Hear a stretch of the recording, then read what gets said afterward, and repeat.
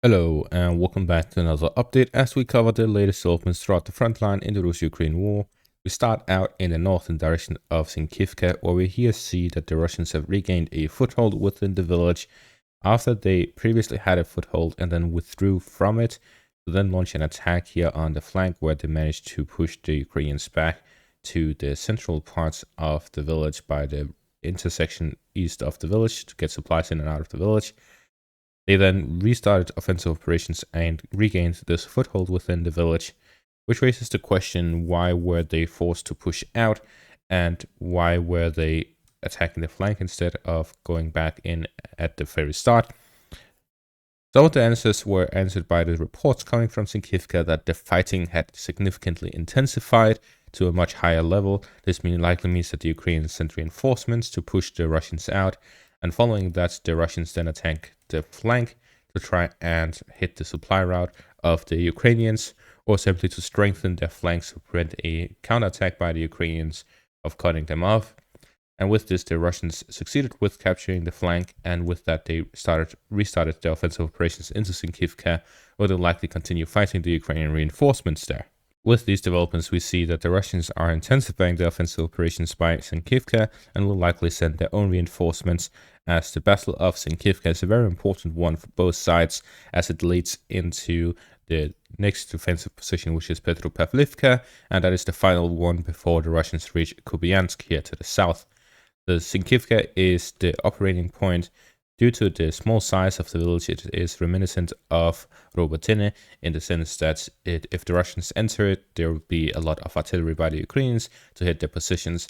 However, as the Ukrainians run lower on artillery shells, the effectiveness of the village will also decrease.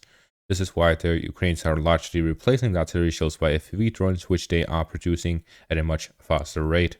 We then move on to the next section, where we see here in the direction of Terny to the east, the Ukrainians have geolocated this position right here, where the Russians were hit by an FPV drone. So we're seeing that there's still positional fighting here in the direction of Terny, which explains why there has been no advances by either side.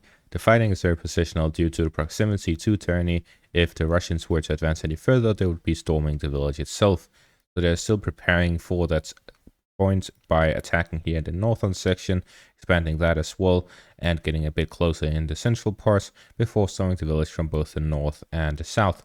But I believe that the Russians are waiting for one time where they'll launch attacks simultaneously across the front to ensure that the Ukrainians will have a difficult time responding, and that is when we will see offensive operations in the direction of Terny.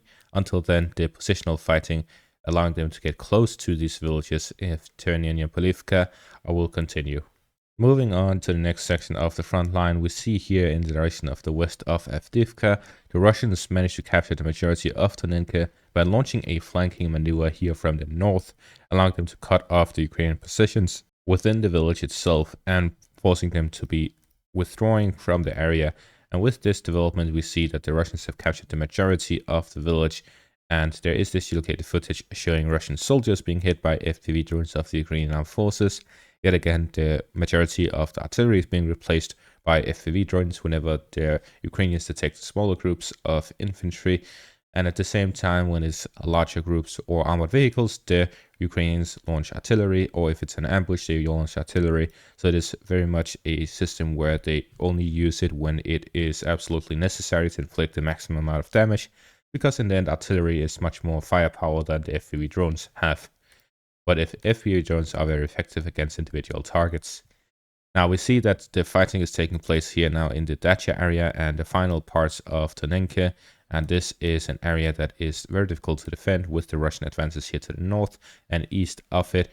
And with this, it is likely that the Russians will push towards it, either directly from the northern direction or just pushing through it here from the southern direction. Either way, the Russians are in a position now where Tonenka will likely be captured within the next small period of time, except if the Russians are using this as an artillery zone where they'll simply bombard the Ukrainian positions as long as they send reinforcements. That is the sort of situation that is in Orlivka. The western parts of Orlivka is still in the gray zone. The main reason for that, despite this geolocated footage showing Russian positions in the central parts of Orlivka, is that the Ukrainians sent reinforcements to try and counterattack here in the direction of Orlivka. The same with Tonenka and Berdishi. The Russians have decided to step back and backpedal to the defensive positions, and this is to inflict the maximum amount of damage possible to the Ukrainian forces counterattacking. This is to gain an advantage in the future by grinding down the Ukrainian forces in this section of the front line and essentially using it as a meat grinder for the Ukrainians, continuously building up their forces and counterattacking to regain some of these positions. The Ukrainians so far have had 3 separate counterattacks where they regained some territory. One was in Tonenka, which has now been negated with this Russian operation. In the north, there is these 2 in the direction of Berdishi, where in every single one of them they lose an Abrams tanks. In the case of Deep State Map, they actually report something interesting. They report that throughout these weeks, the Russians are the ones who are constantly attacking. They're claiming that the Russians are launching operations here towards the flank of Tonenka, directly towards it from the north and from the south. All of these operations to capture the village and reach the Ukrainian defensive positions here to the north of the position. At the same time, they report attacks towards Semenivka from the Orlivka and the flanks of Berdishi from Stepove. So with these reports, it is clear that the Deep State Map are reporting that the Russians are the ones on the offensive and the Ukrainians on the defensive, yet we still see that the Ukrainians recaptured some areas and moved all the way to the eastern parts of Berdishi, so there are some incoherent facts here. So we have to go with what there is evidence of, and the evidence points towards the Ukrainians launching counterattacks and the Russians sending reinforcements to hold their positions, which is mainly infantry based, and these are constantly ambushed by the Ukrainians, especially here in the direction of Berdishi, where in Orlivka and Tonenka they have a much greater control over their areas, which makes it more difficult for the Ukrainians to ambush. It's likely due to the fact that the Ukrainians launched their counterattack in Berdishi with strengths, with the 47th Mechanized Brigade launching armored assaults with both Bradleys and Abrams, where they have so far lost a lot of those, but they also managed to successfully ambush multiple parts and multiple scores of the Russian units with heavy artillery and FPV drones. This is why we're seeing that the Ukrainians have recaptured territory in Berdishi, while they are not so successful in Orlivka and Tonenka, because the power that they're exerting here in the north is simply on a whole nother level than what we're seeing in the direction of Orlivka and Tonenka. But also due to the fact that the Russians have much more units here in Orlivka and Tonenka, where Berdishi, their foothold is very small, and it's very difficult for them to send reinforcements and to solidify their positions and dig in. The Ukrainians are able to take advantage of that to push them out. To understand that the Ukrainians have counterattacked from the very start, the Ukrainians entered the village of Berdishi, and in the sense of defense, the Russians have some ATGM positions here by the forest lines. That is their only line of defense within Berdishi, and then they have infantry positions within the houses in the village. With that, if the Ukrainians launch infantry-based assaults, they have some infantry in the houses, and if they launch an armored-based assault, there is some ATGM defending.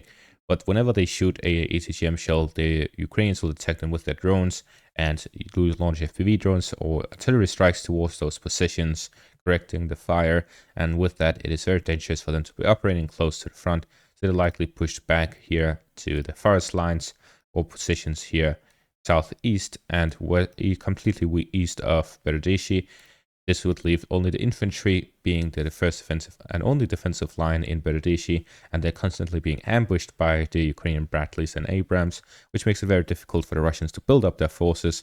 So unless the Russians launch their own offensive operation with their own armored vehicles and so on, it is difficult for them to actually gain more ground in Berdishi, and this is why we can debunk the facts that Deep State Map is reporting that the Russians are launching assaults. Instead, they're simply reinforcing their defenses, which is their first and only line of defense within the village. And that is going to be all for this update. Thank you all for watching and have a great day.